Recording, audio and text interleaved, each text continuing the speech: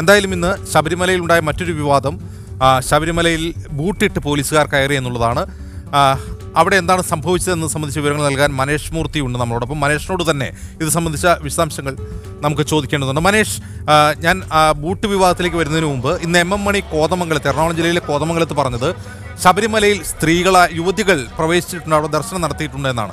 മാധ്യമപ്രവർത്തകർ ആവർത്തിച്ച് ചോദിക്കുമ്പോഴും അദ്ദേഹം പറയുന്നത് പിന്നല്ലാതെ സർക്കാർ എന്തിനാണ് ഇത്രയും പാടുപെട്ടതെന്നും പറയുന്നു. പോലീസ് സംരക്ഷണയിലാണ് യുവതികൾ ശബരിമലയിൽ ദർശനം നടത്തിയതെന്ന് അദ്ദേഹം ആവർത്തിക്കുന്നു. നമ്മൾ കഴിഞ്ഞ ഏതാണ്ട് ഒരു 10-60 ദിവസമായി ശബരിമലയിൽ മാധ്യമപ്രവർത്തകരുണ്ട്. മാധ്യമപ്രവർത്തകരുടെ ശ്രദ്ധയിൽ വരാതെ ഇത് സംഭവിച്ചിട്ടുണ്ടോ? ഇനി സംഭവിച്ചിട്ടുണ്ടെങ്കിൽ എന്തുകൊണ്ടാണ് അത് മാധ്യമപ്രവർത്തകർ ശ്രദ്ധിക്കാത്തത്?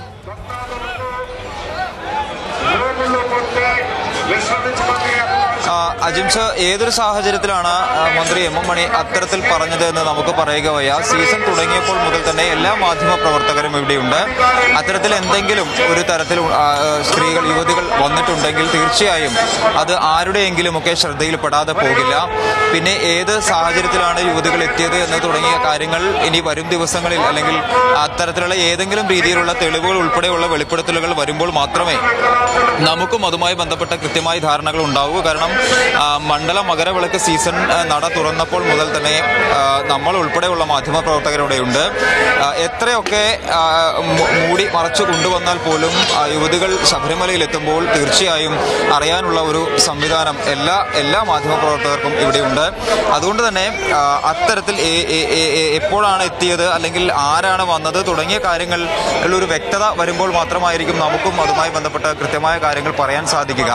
നിലവിലെ സാഹചര്യത്തിൽ 16-ാം തീയതി നട തുറന്നത് മുതൽ ഇന്ന് വരെ ഇപ്പോൾ ഏകദേശം 30 ദിവസം, ഒരു മാസം പിന്നിടുന്നു. മണ്ഡലമാസം തുടങ്ങി ഒരു തരത്തിലും അത്തരത്തിലൊരു യുവതി പ്രവേശനവുമായി ബന്ധപ്പെട്ട കാര്യങ്ങൾ ഉണ്ടായിട്ടുണ്ട് എന്ന് നമുക്ക് പറയുക വയ്യ. ഒരു യുവതി പോലും പ്രവേശിച്ചു എന്ന് നമുക്ക് കൃത്യമായി പറയുക വയ്യ. കാരണം ഏതായാലും എവിടെ നിന്നെങ്കിലും ഒരു വിവരം ഇത്തരത്തിൽ വരേണ്ടതാണ് പുറത്ത്. ഇതുവരെയും വന്നിട്ടില്ല. എന്നാൽ ഒരു മന്ത്രിയാണ് പറഞ്ഞിരിക്കുന്നത്. മാത്രമല്ല, ഞാൻ മനസ്സിലാക്കുന്നത് എത്രയൊക്കെ ആവർത്തിച്ച് ചോദിക്കുമ്പോഴും അദ്ദേഹം പറയുന്നത് അത് ഔദ്യോഗികമായി തന്നെ ഞാൻ പറയുന്നു എന്നുള്ളതാണ്. ഏതായാലും അതിൻ്റെ ഔദ്യോഗികമായുള്ള കാര്യങ്ങൾ ഏതർത്ഥത്തിൽ പറയുന്നു എന്നുള്ളത് തന്നെയാണ് നമുക്കും ഇനി അറിയേണ്ടത്. ആരാണ് വന്നത്, എപ്പോഴാണ് എത്തിയത്. മനേഷ്, ഒരു കാര്യം കൂടി, ഇന്ന് ഈ ബൂട്ടിട്ട് പോലീസുകാർ സന്നിധാനത്ത് കയറിയത് സംബന്ധിച്ചുണ്ടായ വിവാദത്തിന്റെ വിശദാംശങ്ങൾ എന്താണ് യഥാർത്ഥത്തിൽ സംഭവിച്ചത്?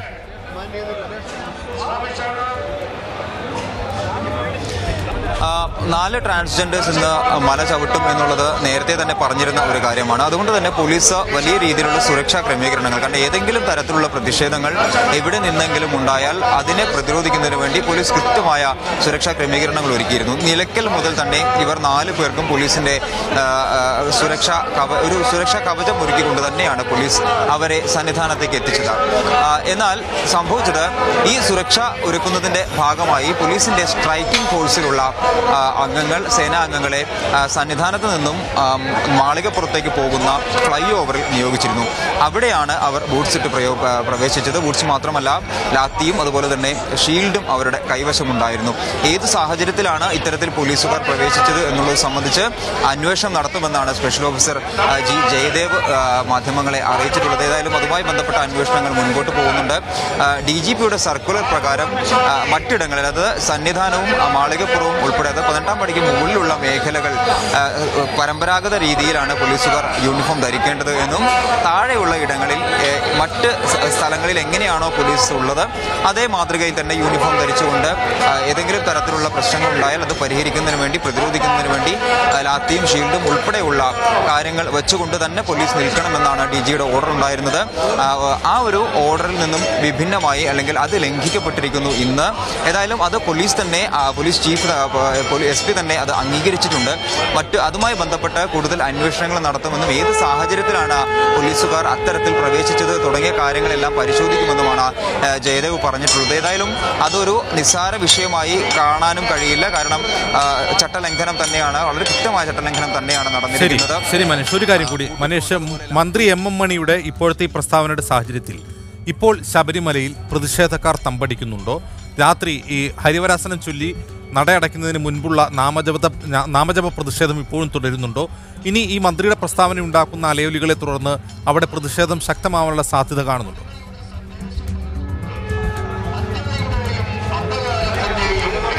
ജിംഷു, നിലവിലെ ഒരു സാഹചര്യത്തിൽ എല്ലാ ദിവസവും, അതായത് കഴിഞ്ഞ 30 ദിവസവും ഇവിടെ ശരണ പ്രതിഷേധം നടക്കുന്നുണ്ട്. അതായത് BJP നേരത്തെ ഇറക്കിയ സർക്കുലർ പ്രകാരം ഓരോ ദിവസവും കൃത്യമായി ഓരോ ഇടങ്ങളിൽ, ഓരോ പ്രദേശങ്ങളിലുള്ള തീർത്ഥാടകരെ ഇവിടെ കൊണ്ടുവരുന്നു.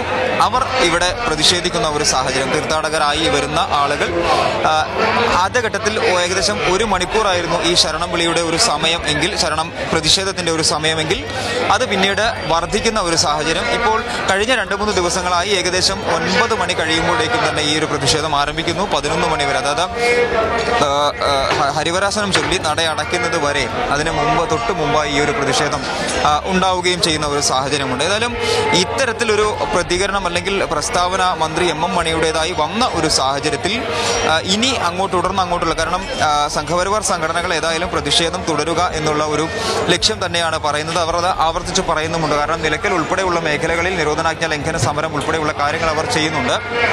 ഏതായാലും അത്തരത്തിലുള്ള പ്രതിഷേധങ്ങൾ തന്നെ തുടരാനുള്ള ഒരു സാധ്യത ഇപ്പോൾ മന്ത്രിയുടെ ഈ ഒരു പ്രസ്താവന വന്ന ഒരു സാഹചര്യത്തിൽ. മറ്റൊന്ന്, സന്നിധാനത്ത് മറ്റ് പരിസരങ്ങളുമൊക്കെ പ്രഖ്യാപിച്ചിട്ടുള്ള നിരോധനാജ്ഞയുടെ സമയം ഇന്ന് അവസാനിക്കും. 16-ാം തീയതിയായിരുന്നു നിരോധനാജ്ഞ നീട്ടിയത്. ഇന്ന് രാത്രി 12 മണിയോടുകൂടി നിരോധനാജ്ഞയുടെ സമയപരിധി അവസാനിക്കും. അത് നീട്ടാനുള്ള ഒരു സാധ്യത തന്നെയാണ് കഴിഞ്ഞ കുറച്ച് ദിവസങ്ങളായി നമ്മൾ കാണുന്നത്. കാരണം 6 തവണകളിലായി നീട്ടി നൽകുകയാണ് പോലീസ്, ജില്ലാ ഭരണകൂടം ചെയ്തത്. അത് പോലീസ് നൽകുന്ന റിപ്പോർട്ടിന്റെ അടിസ്ഥാനത്തിൽ തന്നെയാണ്. കാരണം പ്രതിഷേധങ്ങൾ ഉണ്ടാവാനുള്ള ഒരു വലിയ സാധ്യത ഇപ്പോഴും സന്നിധാനത്ത് നിലനിൽക്കുന്നുണ്ട്. അതുകൊണ്ട് തന്നെ നിരോധനാജ്ഞ നീട്ടണം. മനേഷ് മൂർത്തിയാണ് വിവരങ്ങൾ നൽകിയത്. സന്നിധാനത്ത് യുവതികൾ പ്രവേശിച്ചു എന്ന മന്ത്രി MM മണിയുടെ പ്രസ്താവനയുടെ പേരിൽ ഇനിയും പ്രതിഷേധങ്ങൾ ഉണ്ടാവാനൊരു സാധ്യത കാണുന്നുണ്ട്. നിലവിൽ നിരോധനാജ്ഞ ഓരോ കാലാവധി കഴിയുമ്പോഴും നീട്ടി നൽകുകയാണ് ചെയ്യുന്നത് എന്നുകൂടി മനേഷ് മൂർത്തി കൂട്ടിച്ചേർക്കുന്നു.